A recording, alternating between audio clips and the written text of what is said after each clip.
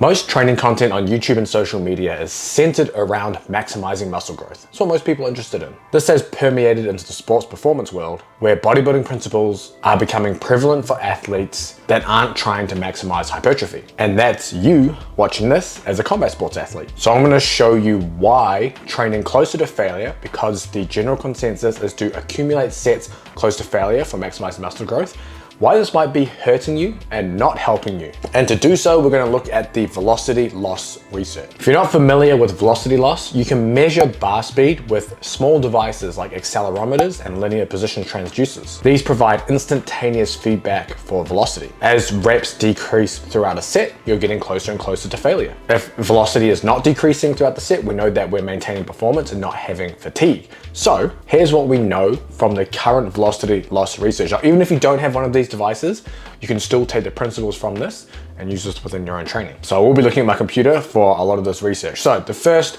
well, I think this is probably the paper that was most, I'm not gonna say famous. This is probably the one that went more viral in terms of velocity loss and its effects on performance. And it's by a Spanish group, I believe. I can't even say the name. Pereira Blanco and his colleagues in 2016. It's titled Effects of Velocity Loss During Resistance Training on Athletic Performance, Strength Gains, and Muscle Adaptations. It was definitely one of the first papers to really look at this. So what they did is they took the group and they had a velocity loss of 20% and a velocity loss of 40% as the two groups during the squat, and the squat was done at 70 to 85% 1RM. Now, if you don't know what velocity loss 20 and 40% means, it means from the best rep in terms of the speed you're doing that, any drop off within those thresholds. So for example, if you performed your best rep on the squat and then you had a 20% drop off in the speed of that rep, that's when the set would get terminated. For the 40% group, you would have to get velocity loss all the way to 40% of your best rep, and then you would terminate that set. So what they found was velocity loss 20 group, which is the group that only lost 20% of the velocity during the sets, resulted in similar squat strength gains than the velocity loss 40 group, but had greater improvements in counter move and jump, which is just vertical jump, 9.5% versus 3.5% gain, despite velocity 20 group performing 40% fewer repetitions. So essentially, velocity loss 20% did less repetitions, as you can imagine, because they have a tighter cutoff in terms of how much speed they can lose throughout the set. So less volume, better gains in jump performance, similar gains in strength and maximal strength. Now, bear in mind when you're doing these kinds of reps, even within these studies, every rep has to be maximal speed. You've probably heard or been told you should move the bar as fast as possible when you're lifting. That's the idea within these studies and within using velocity as a tool. Now, the velocity loss 40% group, they had greater hypertrophy of the quadriceps compared to the 20% group. And interestingly, the reduction in type 2X muscle fiber percentage in the velocity loss 40% group was greater than in the 20% group. 20% group did not have a statistically significant change in type 2X muscle fibers. So having that tighter velocity cutoff potentially helps preserve your faster twitch muscle fibers versus going closer to failure. And to put this perspective into a rep range for you that you can just take and go and do, a velocity loss 20%, in this case, they were hitting on average between 4 to 6 reps in that 70 to 85% 1RM range in the squat. This is specific to that one lift. For the velocity loss 40 group, they're looking at around 7 to 12 reps, give or take a couple. And these subjects were relatively strong, a 1.41 times body weight back squat on average for the group. So if we go to a 2019 paper by Carlos Galeano and his colleagues, they looked at the Smith machine squat, but at 50% 1RM, and they did very tight velocity cutoffs. They had a velocity loss of 5% and a velocity loss of 20% as their two groups. So as you can expect, the velocity loss 5 group performed far fewer reps, but they showed similar strength gains in the full squat exercise, similar gains in vertical jump, and 20-meter sprint time, all the same as velocity loss 20% group. Now, these subjects weren't as well trained as the previous study that I referenced, so it's hard to extrapolate that into a better trained population. So when I go back to our Blanco and colleagues in 2020, they did a follow-up study of the first one that I just mentioned. And they took the exact same methodology, but they just added the 2 tighter velocity loss bands. So in the first study, they did velocity loss 20 and 40. They did the same in this study, but they also added velocity loss 0, so no velocity loss, and velocity loss 10. Now obviously they did the intervention over 8 weeks, twice a week squatting, 70 to 85% 1RM for 3 sets. All these studies pretty much use the same protocols, which is nice for comparison. So interestingly, they found no differences in sprint, jump, or strength, despite the differences in total volume performed between the groups. However, velocity loss 20 and 40% led to significant increases in muscle hypertrophy, and velocity loss 40%, which I think is probably the most concerning part of having these sets get so close to fatigue, is they had a significant decrease in the early rate of force development, which means that these subjects weren't able to produce force as quickly and they lost that ability from training closer to failure, which is something that you should probably be aware of and keep in mind when you're doing your strength training. Rate of force development is probably one of the more important qualities that you need. As a combat athlete, you need to produce force quickly in short time periods, and losing that ability is only going to make you slower. So they concluded that the higher velocity loss thresholds, which you talk about the 20 and the 40%, maximized hypertrophy, so our muscle growth, but may induce negative neuromuscular adaptations, which would be that early rate of force development. Now, we have a paper also by, I think it's another Spanish group, Guerrero and his colleagues in 2022, but they used to bench press this time, so an upper body test, and their velocity loss bands were 0%, 15%, 25%, and 50% for velocity loss. They found only the velocity loss 50% group had significant increases in pectoral or chest size, and all groups significantly improved isometric force and rate of force development. Velocity loss 15, 25, and 50, they had significant improvements in 1RM bench press strength, but the velocity loss 0 did not. And more interestingly, only the velocity loss 0 and 15% groups showed significant increases in maximal unloaded velocity, essentially ballistic performance. So having those very tight velocity loss cutoffs, or essentially being fresh after a set, allows you to develop these neuromuscular qualities, whereas going further, potentially you're gonna start losing them. The velocity loss 50% group, they were able to perform more reps during the fatigue test after training compared to the velocity loss 0, which is understandable. Now over the 8 weeks, the total reps performed for each group. This is interesting because the velocity loss 0 only performed 48 reps over 8 weeks, which is not much at all. The 15% group, 189, 25% group, 310, and the velocity loss 50, 491 reps. Now, bear in mind that these outcomes are specific for the bench press, even though we see some overlap with the squat research that we just talked about before, and at intensities between 55 to 70% 1RM. So the velocity loss thresholds may differ with other exercises, which we've seen mainly in the squat, but we're still seeing the same trend of high velocity loss, negative towards neuromuscular adaptations.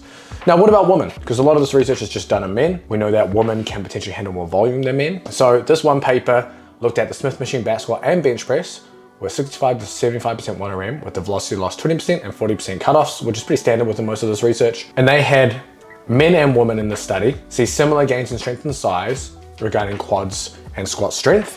However, women may better benefit from velocity loss 40% thresholds for upper body strength gains. So that's something to potentially think about for maybe the 2 women that watch this channel. You may need to go closer to failure to get the gains that you want. Now, what is the optimal velocity loss threshold? So Zhang and colleagues in 2023, they did a dose response meta-analysis. So they basically pulled all of the included criteria studied together.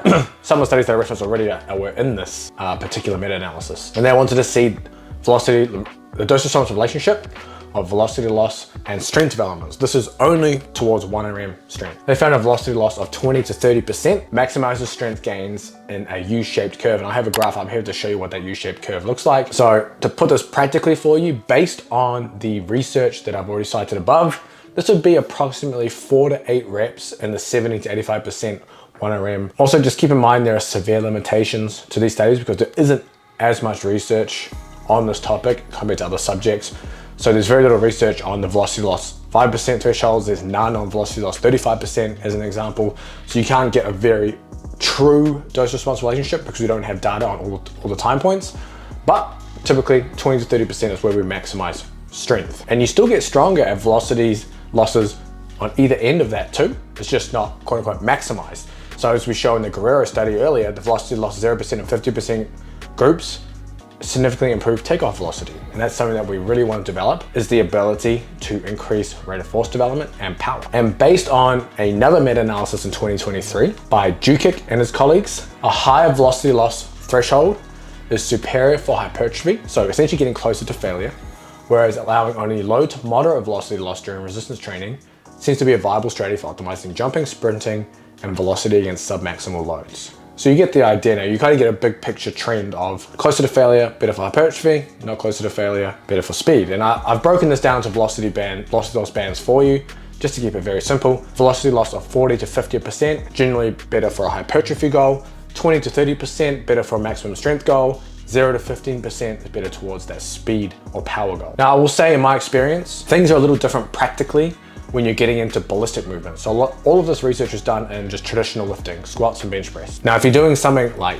jumps with a velocity loss, which is a very viable option, or even Olympic weightlifting derivatives, you're using peak velocity as your measure instead of average velocity. So all these studies will use average or average propulsive velocity, which gives you mainly the average of velocity throughout the entire lift, or essentially, we're gonna say like the first half when we talk about propulsive velocity, just keep it simple. But when you're doing things like jumping or ballistic movements, you don't want to include the portion of the lift where you're not on the ground, where you're not actually increasing speed and producing force. So we cut that part out and we just go with peak velocity, the instantaneous point in that lift that is the fastest. And since speed is the goal, you have tighter drop off. So if we went with my velocity loss 0 to 15%, that would be your band. However, in my experience, I've found that velocity losses greater than 5% sets get really, really long. So typically within the velocity loss research during ballistic movements, we typically see a velocity loss of 10% being used. But if you go and start doing jump squats with say 30% 1RM on your back and you're using a 10% cutoff, you'll be doing sets of 5, 8, 10 plus reps before you get that velocity drop off. So I like to keep it a lot tighter and keep it at a velocity loss of 5% if I'm doing ballistic movement. But that's something you might want to play around with. But let's visit the other side of the spectrum as well.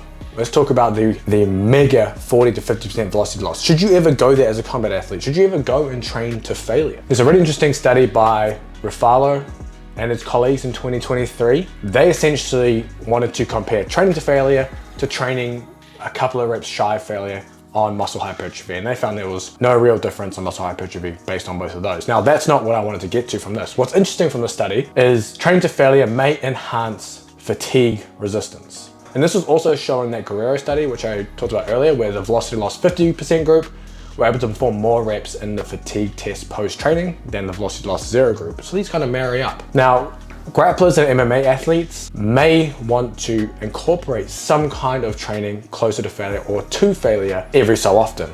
And we're talking about doing things that aren't going to cause too much residual fatigue.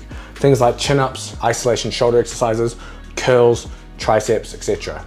You need that fatigue resistance in your arms. Potentially, that's one way to develop that, is to do your arm exercises closer to failure more often. And they're not going to leave you limping around and not being able to train like you if you were doing high rep sets of squats and deadlifts. So there's an application there for some of your smaller movements to be taken to failure or closer to failure more often. But there you have it, that's the totality of that research. Most of your training should be far away from failure as a combat athlete to develop strength, speed, and power.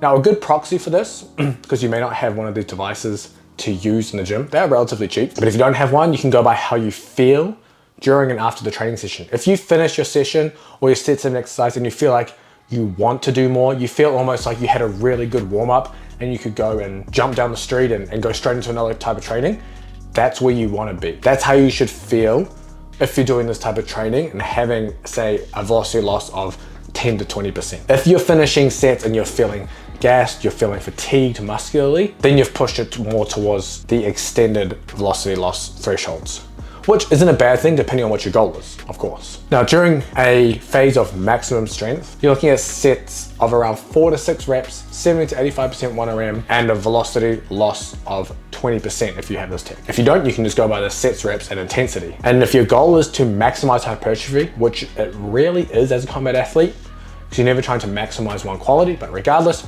you should be accumulating sets closer to failure. And since strength, speed, and power are the primary qualities you're trying to develop, you should check out this video where I take you through how to become a fast twitch demon through sound strength training principles.